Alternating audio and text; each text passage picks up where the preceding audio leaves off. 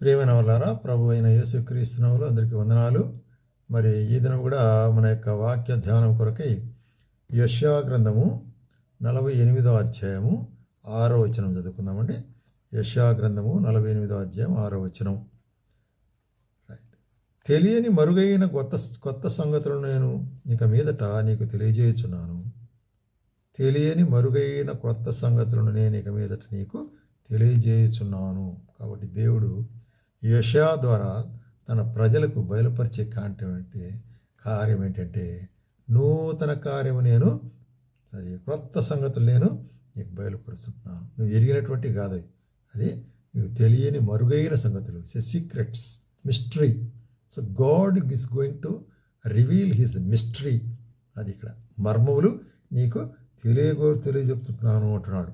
ఎటువంటి మర్మములు అన్నప్పుడు మనం 65వ అధ్యాయంలో మనం చూసినట్లయితే 65వ అధ్యాయంలో 17వ వచనంలో యెషయా గ్రంథము, ఇదిగో నేను క్రొత్త ఆకాశమును క్రొత్త భూమిని సృష్టించున్నాను, మునుపటి మరువుడును జ్ఞాపకమునకు రావు. నేను సృజించు దానిని గురించి మీరు ఎల్లప్పుడూ హర్షించి ఆనందించుడి. నిశ్చయముగా నేను యెరూషలేమును ఆనందకరమైన స్థలముగాను ఆమె ప్రజలను హర్షించువారిగా నేను చేయబోతున్నాను. కాబట్టి నూతన యెరూషలేం అనే దాని గురించి ఎక్కడ మనం చూస్తున్నాము? ప్రకటన గ్రంథం 21వ అధ్యాయంలో చూస్తున్నాం. దాని కొరకైనటువంటి కార్యాన్ని, ప్రవచనాన్ని ఇక్కడ మరి దేవుడు బయలుపరుస్తున్నాడు. క్రొత్త కార్యం కాబట్టి మరుగైన కార్యం.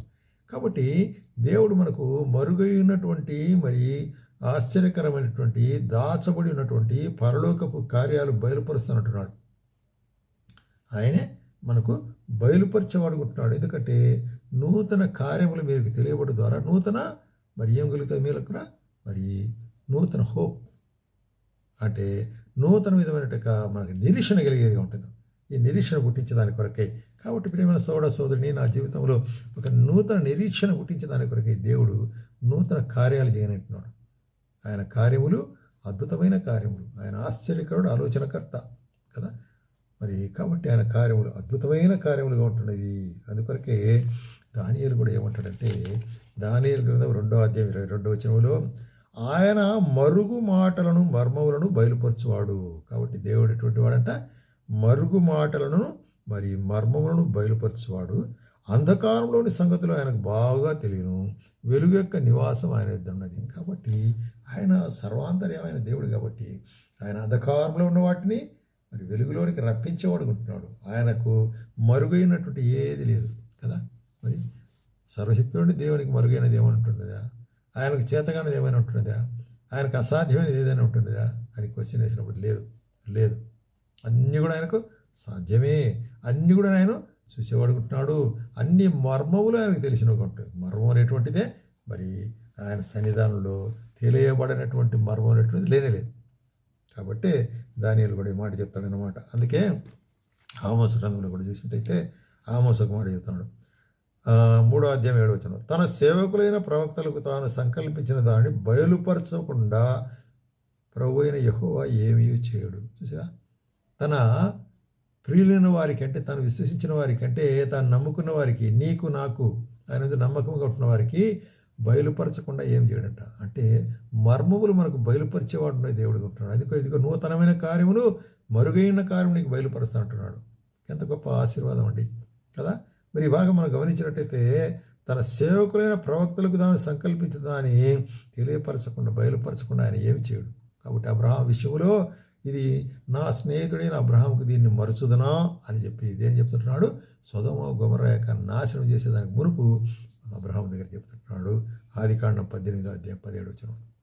కాబట్టి ఆయన తన ప్రియులైన వారికి నూతన కార్యములు బయలుపరిచేవాడుగా ఉంటున్నాడు అనేటు కారు చూస్తున్నాం. అందుకొరకే ఇంకా యేసు ప్రభువు ఏమంటాడంటే, మరి 17 యోహాను సువార్త 15వ అధ్యాయం 15వ వచనంలో, దాసుడు తన యజమానుడు చేయదాన్ని ఎరుగడు కనుక మిమ్మల్ని దాసులను పిలవక స్నేహితులను పిలుచున్నాను. చూసావా, ఆయన మనలను స్నేహితులు అంటున్నాడు, దాసుడు కాదు. ఎందుకంటే దాసుడైతే తన యజమాను చేసేది తెలియదు. అయితే స్నేహితునికైతే అన్నీ పంచుకుంటాం కదా. మనం స్నేహితులు కలిగి ఉంటాం. కాబట్టి ఏదైనా ఒక కష్టమో, నష్టమో, నా సంతోషమో, దుఃఖం ఏదొచ్చినా స్నేహితుల దగ్గర పంచుకుంటాం అనేటువంటిది సర్వసత్యం. అట్లాగే దేవుడు మనల్ని ఏమంటాడు? ఇప్పుడు స్నేహితులను పిలుస్తుంటున్నాడు అనమాట. అంటే ఆయన రహస్యాలన్నీ మనకు బయలుపరిచేవాడుకుంటున్నాడు. నూతనమైన మరుగైన మరి ఆశీర్వాదకరమైన మర్మములు ఆయన బయలుపరిచేవాడుగా ఉంటున్నాడు. కాబట్టే అపోస్తలుడైన పౌలు కూడా రోమీయులకు రాస్తూ ఒక మాట అంటాడు, సమస్తమైన అన్ని జనులు విశ్వాసమునకు విధేయులగునట్లు అనాది నుండి రహస్యముగా ఉంచబడినది ఇప్పుడు ప్రత్యక్షపరచబడిన మర్మం. అనాది నుంచి మర్మముగా ఉంచబడి ఇప్పుడు ప్రత్యక్షపరచబడిన మర్మము నిత్యదేవుని ఆజ్ఞ ప్రకారము ప్రవక్తల లేఖనం ద్వారా వారికి తెలుపబడినది. కాబట్టి దేవుడు నూతన మర్మాన్ని మరి నూతన నిబంధనలో బయలుపరిచినాడు తన సేవకులైన వారికి, అపోస్తలులైన వారికి. కాబట్టి ఆ మర్మము మరి ఆది కాలంలో మరుగు చేయబడినది. అందుకొరకే మరి చూసినట్లయితే అదే ఏంటి మర్మం అనేటువంటి దాన్ని 1 కొరింథీయులకు 2వ అధ్యాయంలో గమనించినట్లయితే ఏమంటున్నాడు ఇక్కడ 9-10 వచనాల్లో. రైట్. ఇందును గురించి దేవుడు తను ప్రేమించే వారికి ఏవి సిద్ధపరిచనో అవి కంటికి కనబడలేదు, చెవికి వినబడలేదు, మనుష్య హృదయమునకు గోచరము కాలేదు. అంటే బియాండ్ అవర్ కాంప్రహెన్షన్, మనకు జ్ఞానముకు అందనటువంటి కార్యాలు మన కొరకే ఉంటాం. అయితే ఏమంటాడు ఇక్కడ, మనకైతే దేవుడు అవి మనకు చూసినట్టయితే తను ప్రేమించిన వారి కొరకు ఏమి సిద్ధపరిచినాడో అవి ఇంకా గోచరం కాలేదు. అయితే మనకైతే ఏమంటాడు, దేవుడు వాటిని తన ఆత్మ వలన బయలుపరిచుంటున్నాడు. కాబట్టి తన పరిశుద్ధ ఆత్మ మనలో ఉంచడం ద్వారా దేవుని యొక్క మరుగైనటువంటి నూతనమైన కార్యాలు మనకు బయలుపరిచేవాడుకుంటున్నాడు. ప్రేమైన సోదరి, ఈ నా జీవితంలో మనం ఎప్పుడైతే యేసు ప్రభువును అంగీకరించి మన పాపలు ఒప్పుకున్నామో అప్పుడు పరిశుద్ధాత్మ ముద్రను మనలో వేసింటాడు. ఈ పరిశుద్ధాత్మను మనకి ఏం చేస్తున్నాడు, బోధించేవాడు, నడిపించేవాడు ఉంటున్నాడు, ఆదరించేవాడు ఉంటున్నాడు, బలపరిచేవాడు ఉంటున్నాడు. కాబట్టి ఇటువంటి పరిశుద్ధాత్మ ద్వారా మనకు నూతనమైన సంగతుల గురించి దేవుడు బోధించేవాడు ఉంటున్నాడు. అందుకొరకే ఎఫెసీయులకు రాసిన పత్రికలు కూడా మనం చూస్తే 1వ అధ్యాయము 8-9 కాలము సంపూర్ణమైనప్పుడు జరగవలసిన ఏర్పాటును బట్టి ఆయన దయా సంకల్పం చొప్పున తన చిత్తమును గూర్చిన మర్మమును, కాబట్టి చిత్తమును గూర్చిన మర్మమును మనకు తెలియజేసి మనము సంపూర్ణ జ్ఞాన వివేచన కలుగునే ఆ కృపను మనకు కనిపిస్తుంది. కాబట్టి సంపూర్ణమైనటువంటి ఆత్మీయ జ్ఞాన వివేచనను కలిగి ఉండాలని దేవుడు తన మర్మాలు బయలుపరుస్తుంటున్నాడు. కాబట్టి దేవుడు మర్మాలు బయలుపరిచే ఉద్దేశం ఏంటంటే ఆయన దర్శనాల ద్వారా మరి చూసినట్లయితే ఆయన వాక్యం ద్వారా మనము లోతైనటువంటి కార్యాలు మనం ఎరగాల అనేటువంటి కార్యాన్ని ఆయన ఉద్దేశం ఏంటందనమాట. అందుకొరకే 3వ అధ్యాయంలో కూడా ఏమంటాడు, అదే 3వ అధ్యాయం 5వ వచనంలో ఎఫెసీయులకు, ఈ మర్మము ఇప్పుడు ఆత్మ మూలముగా క్రీస్తు ఎట్లాగది చూసినట్లయితే ఆ క్రీస్తుని గురించి మర్మము జ్ఞానమును గ్రహించుకొనగలరు. ఈ మర్మము ఇప్పుడు దేవుని అపోస్తులకు ప్రవక్తలకు బయలుపరచబడినట్టు పూర్వకాలం మంది బయలుపరచలేదు, అయితే ఇప్పుడు అది బయలుపరిచినాడు అంటున్నాడు.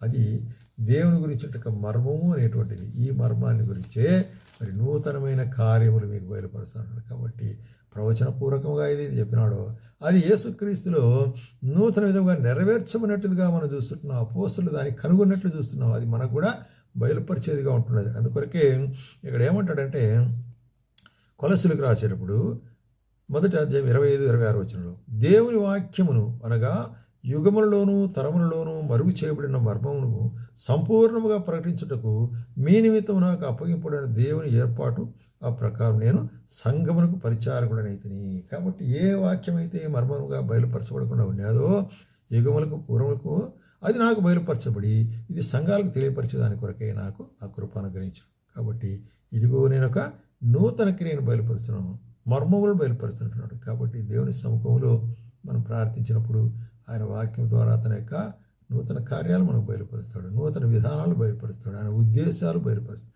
ఆయన మార్గాలు బయలుపరుస్తాడు. తద్వారా మనము ఆయన మార్గముల్లో మనం అంగీకరించినట్లయితే నిత్య మార్గములకు నడిపించేవాడుకుంటున్నాడు. ఆయన మన నిత్య మార్గములు ఆయన నడిపించినప్పుడు మరి ఆయనకు స్తుతి చెల్లించాల్సి అనుకుంటున్నాం. కాబట్టి ఇదిగో నీ యొక్క నూతన కార్యం చేయుచుంటున్నాను అంటున్నాడు. కాబట్టి నూతన కార్యం నా జీవితాలు దినదినము ఆయన తన యొక్క మరి నూతనమైన కృప చేత నూతన కార్యం మనకు బయలుపరిచేవాడుకుంటున్నాడు. దాన్ని బట్టి దేవునికి స్తోత్రం.